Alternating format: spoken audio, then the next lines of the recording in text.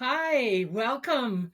I have today with me Timathea Workman, and I wanted you to meet Timmy because she is building a better boat. What does that mean? We're going to tell you about it shortly, but first of all, let me kind of set the stage. In Timathea's world, think of travel as her ocean. She's on a float that's less traveled. She's discovering how she can make a difference while stepping outside her comfort zone. I am really excited for you to get to meet my friend Timathea. And Timathea, welcome. Carrie, this is so exciting. I love this. It's really fun. Um, Well, I you're love that my second one, introduction. so we're doing this together. We're learning. That introduction is really great. So thank you very much. Thank you. Well, to get to know Timmy is to understand that she's pretty complex. She's an award-winning writer. She's a photographer, a mother, a wife. She's a retired educator. She's a solo traveler. She leads tours to exotic places and she lives the van life in her off times. We meet every August, like clockwork, work at Book Passages Travel Writers and Photographers Conference. And we sneak in a trip now and then when we can. I really think you're going to like Timathea. And I'm so excited to have you on my second podcast. Yay, Terry. Yay! So I don't know how much you know about the podcast, but if Terry's doing it, podcast is not really about me. It's about passionate people who get out there and make things happen because they couldn't live with themselves if they didn't. Does that description fit you? Why or why not? Well, yeah, absolutely. And we've had fun talking about this because when I had been teaching for about 37 years in high school, I was offered a pretty amazing project as a new job within the high school. It's a creative writing program that they wanted me to set up for the school as a major for this arts high school. And it was something that if you'd asked me about 20 years ago, I would have been so excited. It's a dream job. But I thought about it and I thought if I take this job, I'm going to need about 10 to 15 years to really set it up the way that I want to set it up in this public arts high school. And then I realized that all I would be doing with my life, because I can't ignore the fact that each year adds an extra year to my life and takes away one less from however long I'm going to be here. And Sounds familiar. yeah, I don't, it's not a morbid thought, but it's a realistic thought, and if you don't Yeah. pay attention to that, you might miss out. And I thought if I take this, then all I will be doing with my life is teaching, which is wonderful. And I love it. And I love the kids, and being in the classroom is just so awesome. But I know that there are more things I want to do with my life than just be in a classroom. So I turned down the job and I retired. And since then, I have been discovering new ways for me to make a difference in the world. I've been discovering parts of myself that maybe I didn't pay attention to while I was raising a child, while I was supporting my husband in his work, and all the committees and all the things that you're on to help make the community better. And I just decided that I wanted to pay attention to those dreams that I've had ever since I was little, which includes writing, which includes traveling, which includes just exploring more outside the bubble that I live in. And I've been doing that. So that's a little bit, yeah. So, yes, it resonates. And you also asked the question about having no regrets. One of Yeah. the ways that I'm using that question in my life now is when a bunch of different opportunities come my way, and each one sounds pretty cool. I've been asking myself, if I don't do that, will I regret not having done it when it's my turn to go off to Mars or wherever, wherever the next That step is is. a great rubric for any decision that you make. I try to encourage people to adopt that one. It does make such a huge difference because it then becomes pretty clear when you ask yourself that, it would be great, but I'm not going to regret not having done it. But the things that you Sure. would regret are very crystal clear. Yes. Yes. Well, I want to get back to those things But first, I know enough about you to know that teaching is at the heart of who you are. And I'm curious about, how did you develop that? What made you want to teach people?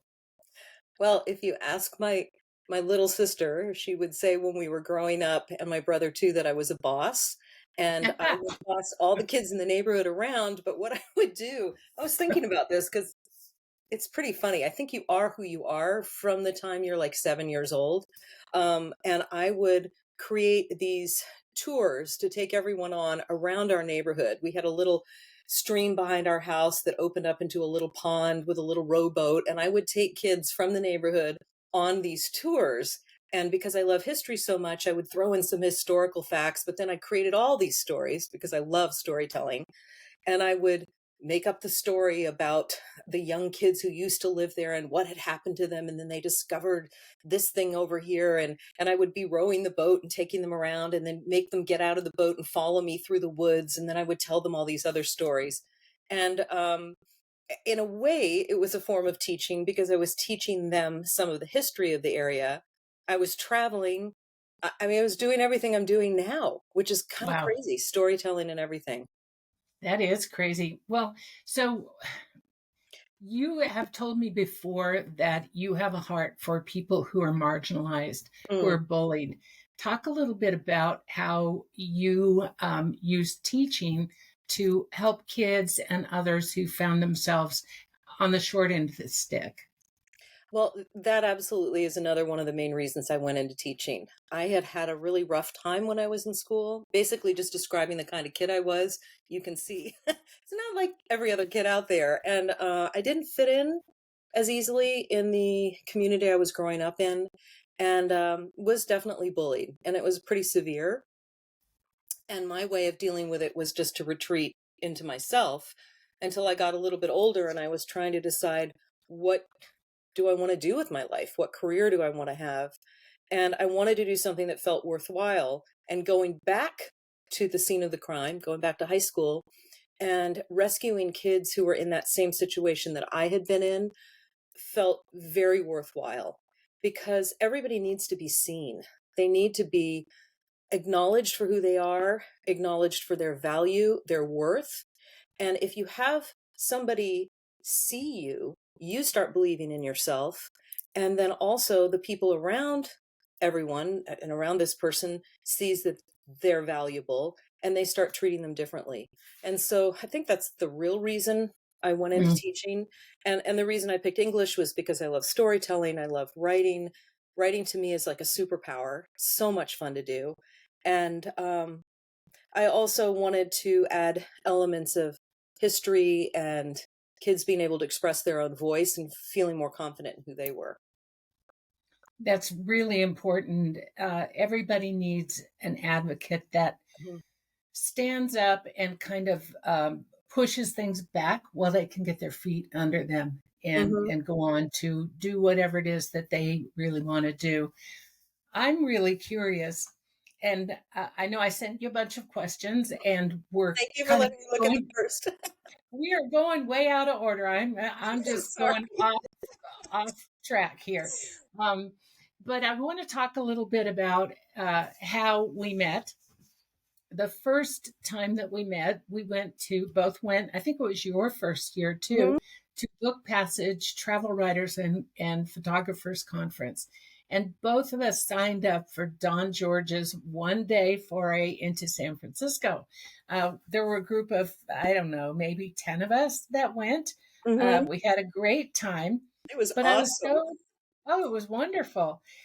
I went on that trip with a little bit of background in the city of San Francisco. I grew up north of San Francisco. I always admired everything that went on.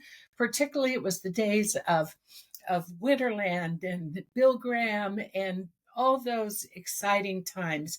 You actually worked for Bill Graham. Talk a little bit about what that part of your life was like. Well, it was so fun to meet you on that boat because Oh we're yeah. both the same generation. We had the same history with the city, and that it really was an important part of our development and just our culture and the music and the art and the food and everything about it. Just love that city so much. And so I hadn't returned in a while, and I don't think you had either. And No. part of what we were doing was, because it was a travel writing conference, was to walk around San Francisco and find stories. And you and I think, both found a lot of our stories there. And Yes. we're looking at it through the lens of how things are now and how we are different now. But also, it was a way for us to kind of go back and meet ourselves at that time. So I Mhm. had moved to San Francisco after college and had a number of different jobs in the entertainment industry. I worked for the band Journey for a while and worked on putting together their album covers for their solo projects and merchandising. And that was fascinating to learn how to do that and just to be around that whole kind of musical, like right in the heart of it there. And I went back and on the walk went and visited the old building I used to live in, which is now, I think, the Indonesian consulate, which was, it was closed because it was an Indonesian holiday, and I couldn't go in and see my old office, but that was really fun.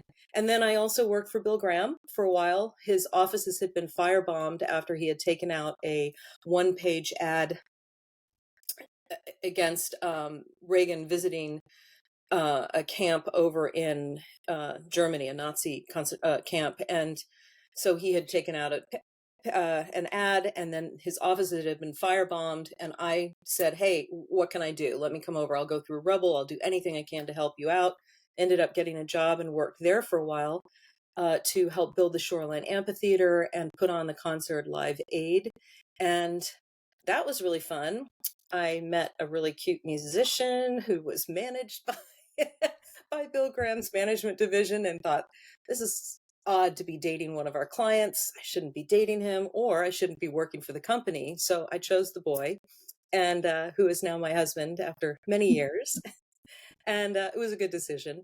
Then I worked for Lucasfilm for a while up there, all the while trying to figure out, what do I want to do with my life? I want it to be interesting and exciting, but I want to make a difference. And that's when I got the idea, oh, you should teach high school.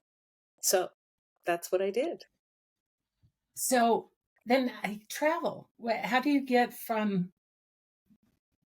rock music in the Bay Area in the halcyon days of the San Francisco scene to teaching, to movies, to travel and travel writing? Well, travel is really a good, it fits into all those things you were talking about. So if you are teaching school, you get a summer off. Usually, you can choose to teach summer school if you want, but you got all this time off.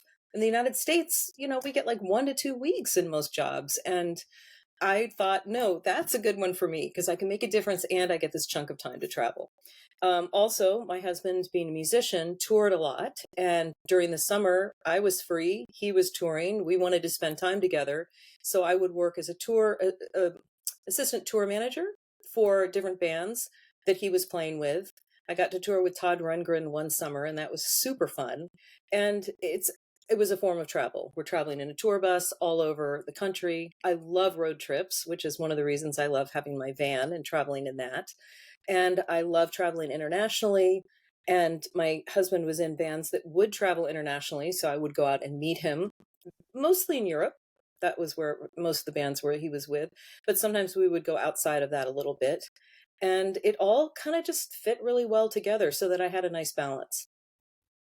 Okay, so talk about this is kind of a little, maybe it's not off topic, but I've heard you say that when you are in a relationship with a high profile person, you are invisible.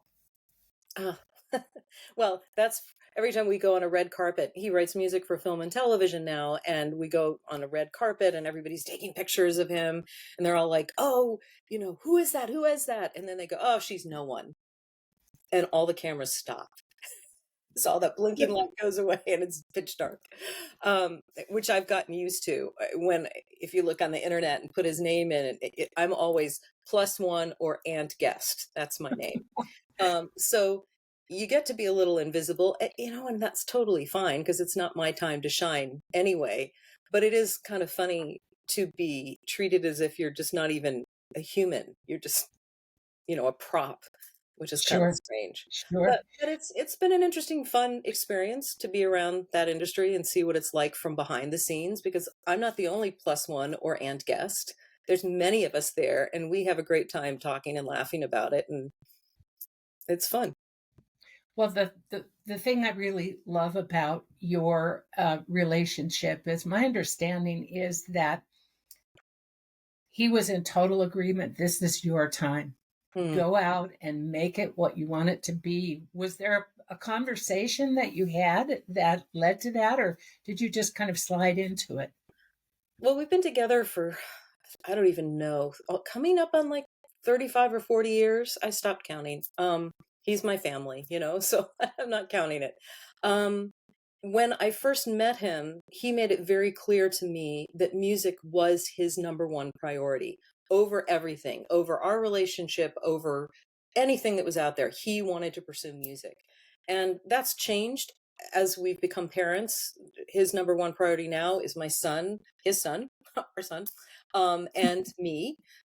But music is still obviously incredibly important to him. But I knew right from the beginning that I was going to be going into this relationship and supporting him. He wasn't going to help out with anything around the house or the yard.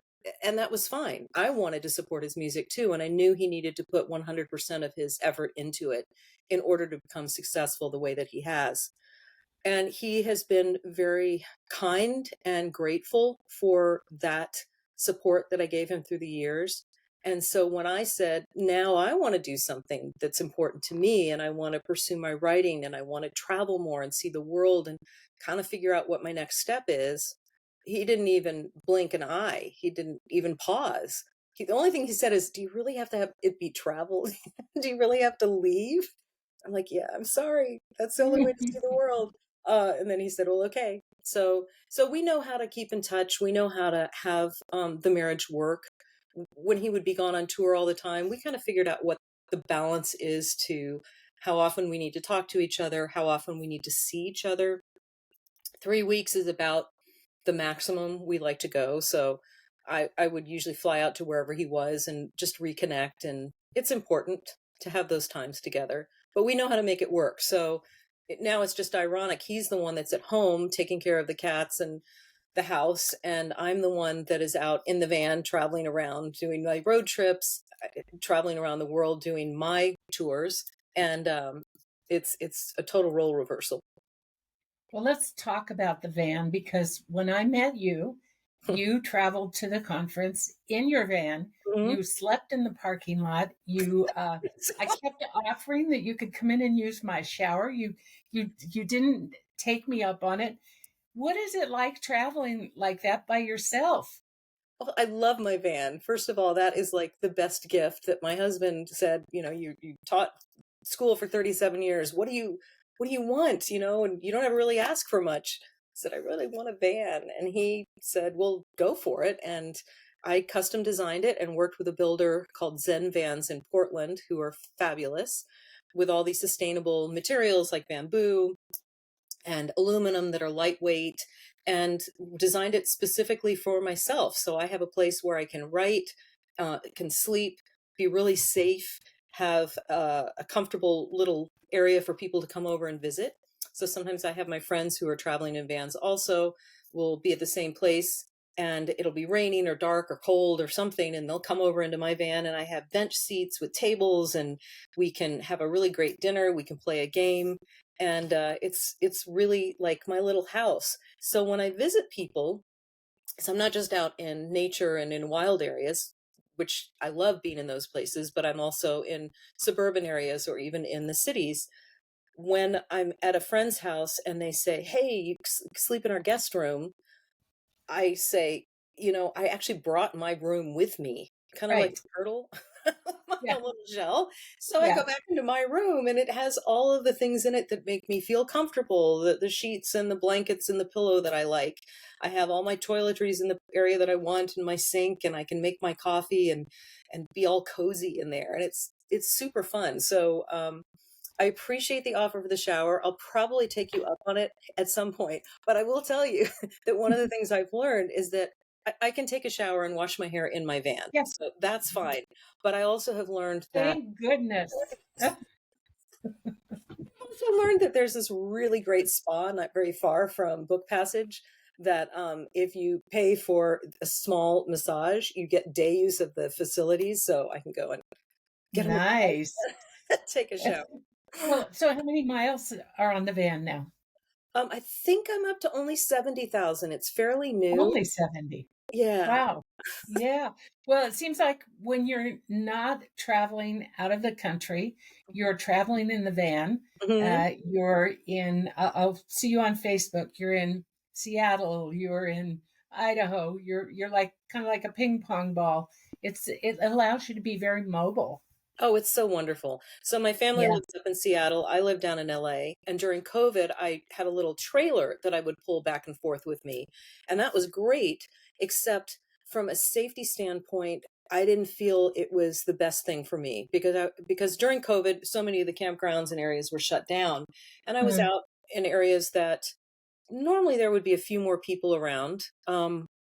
But I would be the only one there, except at midnight when somebody was trying to crawl into my trailer. And there was no way I could get out safely to get in the car to drive away because I would have to hitch up everything and be outside with this person who's trying to get in. And that happened twice. And I just mm, decided I want a van that I literally can roll out of bed and walk over to the steering wheel, get in the driver's seat, and drive away if I need to.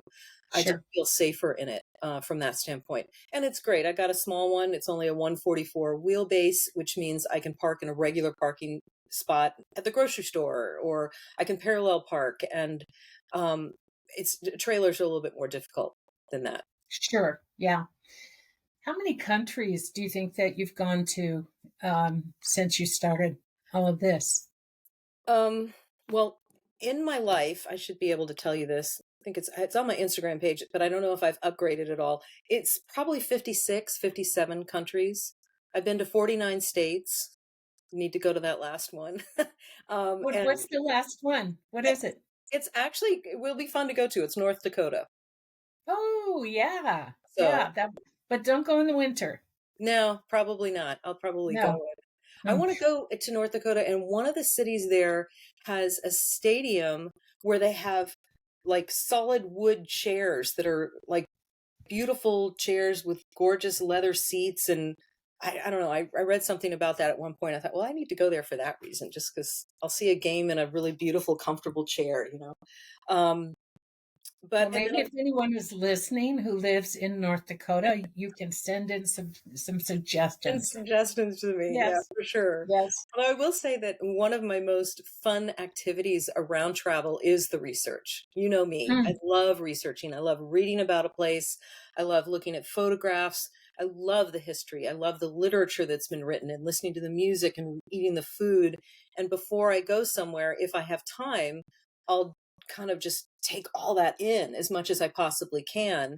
And then when I get there, it's really exciting because there's things that I'm so familiar with, but only two-dimensionally. And mhm. suddenly it just opens up. And there actually have been quite a few places that I've gone to just because I've seen a photo and I thought, that's a cool place. I need to go there. Where is Well, I this? loved we traveled to England in Mhm. October. It was so fun. And one of the big bennies to traveling with you is that before we even left the United States, we each got a This is supposed to be Reader's a 2 page. Digest condensed book It's supposed about to be World two War. pages of notes, and it was 16. And I'm sorry, Oh but I my couldn't gosh. stop No, myself. it was great.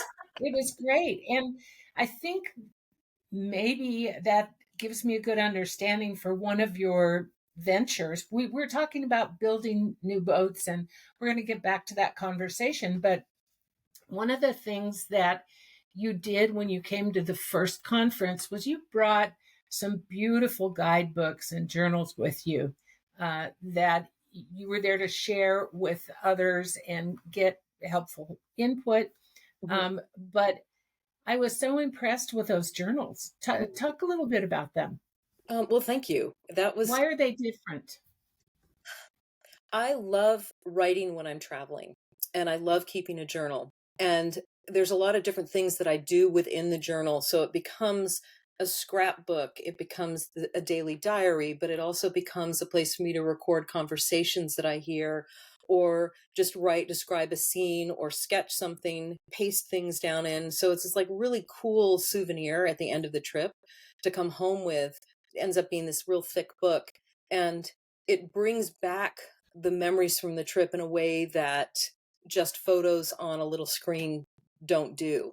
And so I wanted to share that with other people. And I've been planning trips for people for many, many years, taking my high school students on different scientific research trips, other travels, and I've always made books for them. My son's, I don't know if you want to call it his curse or um, his gift is that he's got a mom who will make these books for him. When he was little, when we would go to trips, and he would have all these things to read and write in and design his own flag. And if he had a dragon on it, like they do in Wales, and we were visiting Wales, what kind of dragon would he draw? And um, I've loved putting those together. So I thought it would be fun for me to create these books that people could use on any trip, probably for about a 2-week trip.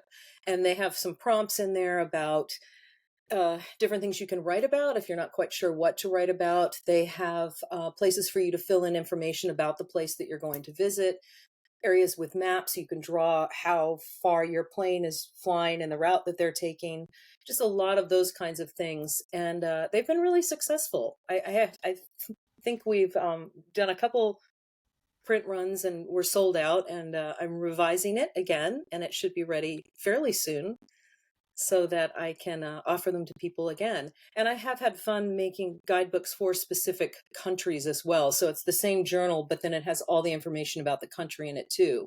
And I'm calling them companion guidebooks. Those have been successful too. And I'm just trying to decide, should I be spending my time working on those, or should I be spending it doing other things?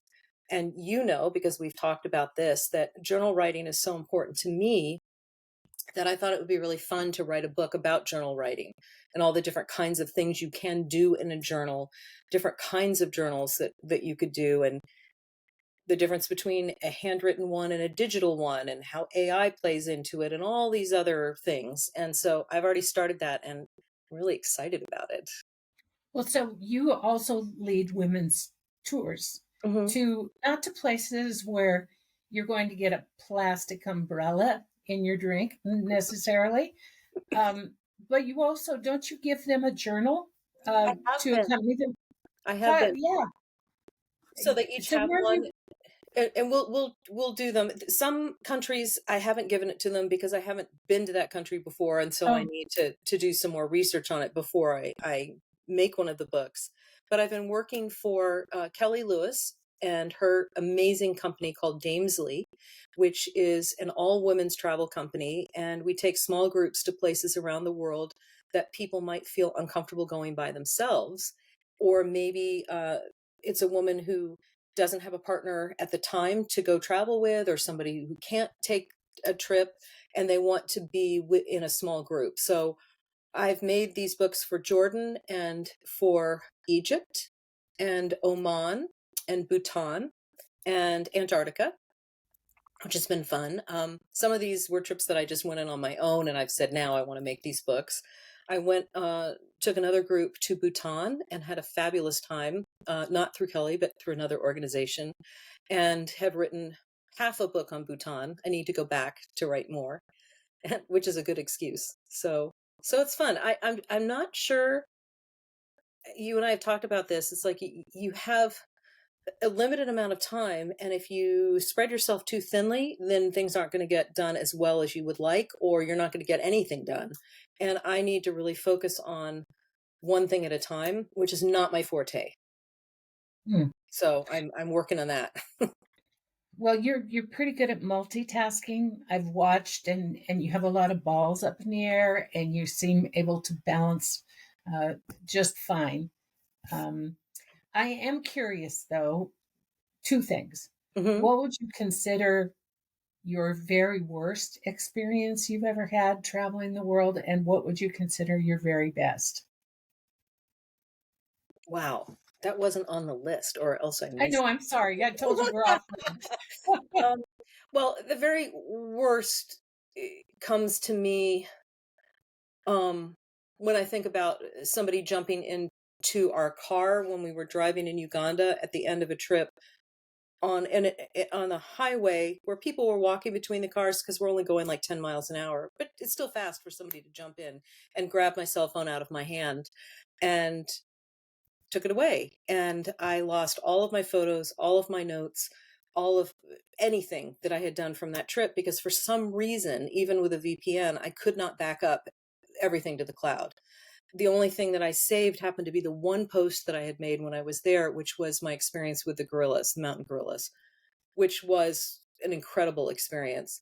Um, and the reason I hesitate even to say that is it was a horrible experience, but so much good came out of it. I actually went back to Uganda again because I wanted to get more photos of some of the activities that I had been doing there, which included handing out these solar lamps to families that didn't have electricity. And I wanted to be able to document that. And I ended up taking my son and godson with me. They were out of college for the summer, and I would never have taken them if I didn't go back. So I think that you can frame things in a lot of different ways. Was it the worst, or did it end up having a blessing with it? As far as the best, being in Antarctica comes to mind because I feel like I saw our planet from a completely different perspective and understand so much more about how it works, how the airflow works, how the tides work, how it's our cooling system. And if we do not take care of our planet with this climate change and with global warming, we're pretty much just shooting ourselves in the foot because we need to have that be cold down there in order to keep our planet cool. And it was probably one of the most beautiful places I've ever been. The colors there are just outstanding. The wildlife is incredible. It was pretty mind blowing. So that could have been one of the best, but I could probably talk for 10 hours about things that have been the best because, as you know, as a traveler, every time you go out, you learn a new story, you meet a new person, you have your own comfort zone expanded, and it's pretty great. It's a pretty great thing. One of those things I think that really impresses me is you're so open to those new experiences and to learning what it is that each place teaches you. You have started distributing solar lamps around the world, not just in one place. Talk a little bit about that. Why did you do it? What do you think it accomplishes? I wish I had one to show you. I thought I had one, but I think I gave my last one out in Thailand. So I need But to. we will post a picture with the post of Great, I'll send you. where the, yes. It's they're pretty amazing. There are these foldable collapsible solar lamps that open up. Solite Design has created them. Alice Minchu is the one who designed them. She's a professor of architecture at Columbia University, and they have a little solar panel on the top. They're very lightweight. They run for about 8 hours, maybe 10, depending upon how much the battery's been charged. And I learned from her that a significant population in the world does not have access to electricity. I mean, I even think that if we had just a handful of people who didn't have any electricity, it's too many. But I looked online to try and find out exactly what that number is. I had been told it was 1.6 billion people didn't have access to electricity, but that number is about 5 years old. Maybe it's 4 years old. And the world has made really good progress with bringing electricity to places that don't have it. South Sudan is the worst. 7% of its population has electricity, the rest has none. Uganda is one that does not have very much. And there might be areas where people have access to it, but it's so expensive or it doesn't work well. So they literally are living in apartment buildings that are completely dark with no electricity to plug in a refrigerator or anything that you would think of that we normally plug in, our phones. They just don't have that. So it definitely keeps them in a different place in life without having it. I think right now it's more like 650 million people don't have access to electricity. That's still huge. Still too And many. oh, it's terrible. And so what happens, like, so Uganda, I'll give as an example. Kids go to school, they bring home their homework, they get home just before it gets dark. And the only way that they can do their homework, either in the city or in a village home, is by somebody making a fire that has a lot of smoke that goes everywhere. So they're sitting by a really smoky fire, breathing that in, or they spend some of their family's valuable resources on kerosene, which is toxic. So they're sitting next to a toxic lamp and breathing those fumes in. So the amount of asthma in the world has skyrocketed as kids are trying to do homework, families are trying to survive at night, and they're using these resources that aren't very good. So giving somebody a solar lamp not only gives them this fabulous light in their home. So can you imagine if you have a baby and it crawls away at night and you can't find it because it's dark? I mean, that just, oh my gosh, it's just, I can't even imagine it. I'm so spoiled by having all the amenities that I have as an American. Um, but it also means that they don't have to use their resources on something that's toxic for their kids. And I decided I'd heard Alice speak and asked her if I could get a few of these lamps to hand out when I was going on my trip to Uganda in a couple of weeks. And she sent me some, and I raised money for a few more, went out there, handed them out to different families, to different kids. And as I was doing it and realizing how much of a difference I was making in their individual lives by doing this, I felt so uplifted and inspired and good. And their tears became my tears. And it just was like a connection that was so beautiful that, and I'm supporting education, which is obviously something that's important to me. Um, I, I, it put everything else in comparison. It kind of dimmed everything else that I'd been doing. This seemed more important. So I went back, I did it again. I've taken them to a few other places, and I'm at the point right now where I'm trying to figure out what's the best way for me to support giving these solar lamps to people in need, whether it's a place where they've just had some kind of natural disaster, whether it's in a war-torn country, whether it's in a place where they just never had it in the first place. I really want to support that because I know what a difference it's making. And I'm not sure whether I'm going to just join up with somebody who's already doing it, whether I'm just going to keep getting money from friends and family, whether I'm going to start a nonprofit. There's so many nonprofits out there. I think maybe it would be better just to kind of partner up with somebody who's already doing something. But that's another thing I need to spend some time thinking about because this is really important to me. Well, I can't help but draw the connection with the way that you reach out to other people. It seems to me that taking solar lamps is highly symbolic to you. What kind of a message are you bringing when you give the gift of a light to people who have no electricity? Well, you're seeing them and you're saying you matter, you have value. Oh, I've heard that before. So that fits. That definitely resonates for me. You're giving them hope in a future where they can save more of their resources for things like food or water. Um, and you're helping support education. So you're saying that I believe in you. And I just, and some of the kids that we gave this to, it was so cool to see in the beginning how they were kind of hunched over. And obviously, I don't look like most of the people in the places I've been handing out these lamps. So, who is this lady coming here? And a lot of times in Uganda, the kids are used to, if they get anything, maybe it's a t-shirt, maybe it's chocolate. A lot of tourists bring chocolate to give to the kids. And I think it's sweet, but sweet. But it's not necessarily making a difference in their future, and for just a little bit more money, you could do something that made a huge difference.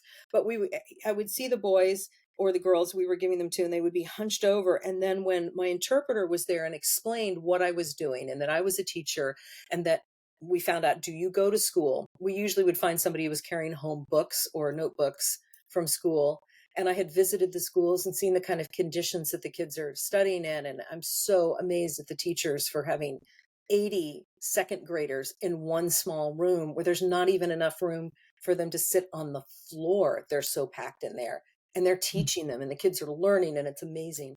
But you would see these conditions and then you would say to them, I have a gift for you that is for you to take care of. So I believe that you are somebody that can take care of this, and I trust you. and I want you to share it with your brothers and sisters, and I want you to share it with your neighbor friends' kids. But you're the one in charge of it, and this is how it works, and this is what you do. We would sometimes have people just to kind of appear out of the bush and come in and and stand around and clap when they heard this, and you'd see the kid go from like this to standing up tall and smiling and having this sense of purpose. It was amazing. All of us who were there, my friend, I have a wonderful friend from Uganda that arranged these travel trips for me, and she traveled with me, and we had our driver and interpreter. We all remarked on the significant physical change that you could see in these kids, knowing that they had been bestowed with this gift because we trusted them. And it's been fun because when I went back, we visited one of the families that we had given it to originally, and he couldn't wait to show us the grades that he'd gotten in his Wow. class book and ran up and wanted to show us. And one of the grandmothers in another family, when we handed it out to her three little boys that we'd seen reading a magazine, so we knew they could read, turned to her daughter or granddaughter, I don't know what it was, who's probably about 13, holding a little baby. And she looked at her and she said, "Now you can go back to school." Yeah. And it's kind of a ripple effect. And it's pretty great. I mean, there's nothing I've done that's made me feel more just good about the efforts that it took to make it happen. Well, we have about 5 minutes left. No! I know it just went way too I'm glad fast. I get to talk to you as much as I want anyway, though. So I that's know fun. that's true. That's true. But I do want to get back to the boat building because we Yes. had a conversation. We went to it's one of the premier travel writers and photographers conferences in the US. And so we were very inspired by the people that we met. But we've talked often about the fact that opportunities for travel writers seem to be shrinking. And the old models of submitting pitches to magazines are sort of going away for a lot of us. So we talked about the need to develop, we called them new boats. Well, Talk about that a little I bit. loved that conversation with you because I was feeling pretty down. I was thinking, Yeah. oh no, what have I done with my life? I missed my opportunity. The boat has already sailed. All these people that I admire so much as writers who are my age or younger are already on that boat with successful careers. And there aren't very many magazines even out there to accept travel writing. And if they are, they're going to be accepting it from these people that have this track record and all these lists of things that they've published before. It doesn't mean that it's impossible to get in there, but I really felt like the boat had sailed without me. And I was grappling with this and feeling so bad. And the conversation we had was great because instead of us saying, "Oh no, no, no, it's going to be okay, just keep working hard," we acknowledged that the boat has sailed without us. And we're not on that boat. They're all there partying, doing the things they need to do, working really hard, and it's gone. And yet, that doesn't mean that we can't build our own boat in this new landscape that's here with the digital age, with Substack that you are so fabulous with knowing about, with Patreon, with just even Instagram and TikTok and all these other things that a lot of those people on that boat aren't focusing on because they have another way to get down the river. Um, but I love that because what it did was it just kind of opened up the world for me and said, "Oh, okay, don't use that as a model 'cause you're not on that boat. You did miss it, but you have this But other there's path." another boat Yeah, and it's and so you cool can that you build got it. that. You got that too. Yeah. And we're supporting each other as we kind of navigate this new territory, and it's another form of travel. Well, and I think it is so indicative of people who are passionate about doing things Mhm, and they're very aware of the passage of time, like you've talked about, like I've talked about, and not willing to miss any opportunity that they can grab before they check out. mhm. And so I'd really like you to take a minute and talk directly to the person who's listening to us who may have had a fabulous career, retired or not. Maybe they're still young, but they yearn to step out and do it. Talk to that person, encourage them to do that. Wow. I would just say, I mean, just do it. The Nike phrase is a lot easier to say than to actually do. But the benefit is when you walk outside of your comfort zone, it feels uncomfortable because you're outside of that comfort zone. But then you start to get used to what you see around you. You learn things about yourself. I think the self-discovery part of travel outside of your comfort zone is like one of the coolest things. And you will discover what you're capable of. And then you'll be comfortable with it and you've expanded this comfort zone. And then you can step out of it again and try something else. But I think that it'd be really great if our lives were maybe dramas, maybe comedies, but not tragedies. Mm. And it will be a tragedy if you don't try something that you've always wanted to do. If you don't follow that dream that that little kid when you were in second grade, 7 years old, wanted to do, and you just let your life miss out on that experience, I think that would be sad. So I would say my last thing to share here is just let's not have our lives be tragedies. Even if there's a tragic experience, let's figure out how to get some blessing from that and move around it and keep going forward.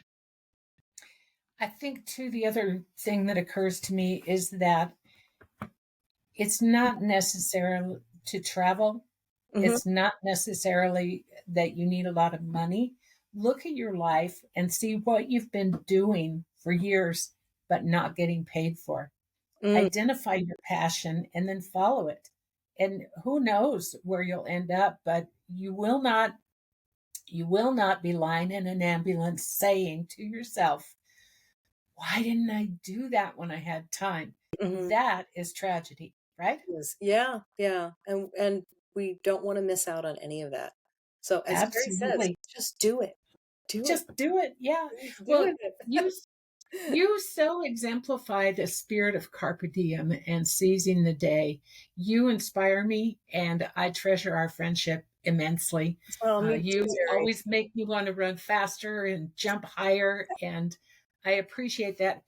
That's probably another lesson that we need to learn is find somebody that will challenge you, that will encourage you. For example, we meet by Zoom once a month to talk about our goals that we've set months ago and how are we doing and what else can we do. Find that person that Mhm. encourages you, that compliments you, that pushes you to go further than you thought you could. That's who you are for me. Well, and I will add one other thing. You need to find somebody who believes in you because Terry, you believe in me and I feel it. And it's an amazing, amazing gift. So I just can't thank you enough for that. And I do think that there is somebody out there that will believe in you that you can have be your person. Well, and if you're with someone, friend or whatever, that doesn't believe in you, figure out how to spark that belief or run, don't walk, and find that person that does believe in you. Right. Really important. Absolutely. Very important. Terry, I'm so excited about Yes. this podcast for you. I think it's going to be really cool. I can't wait to listen to other interviews that you did. You're very good at this. You have such Oh, a big thank you. heart. It's And fun. well, it's your natural being. Plus, I love listening to your voice. It's a really nice Oh, voice. thank So you. Thank you. Well, I'm the glad you could do next this. one, the next one will be about a couple who had a really successful career. She was a mayor, a very beloved mayor for 15 years, 16 Wow. years. He had an international career in agriculture. Mhm. They both retired and they could have done anything, but they've started a business called Spoken Wines where they travel the world and find wines with a story. Not just wines that Oh, taste good, not just any old wine, but wines that have a story. And so they're going to come on and talk about that passion oh, I next love time. that. How fun. Yeah. Yeah, I'm looking forward to that one too. But hey, thank you so much. This has been really fun. And I just, I appreciate it so much. Well, I love you tons. And thank you for including me. I feel very honored. You bet. Okay, take Okay. care. Bye.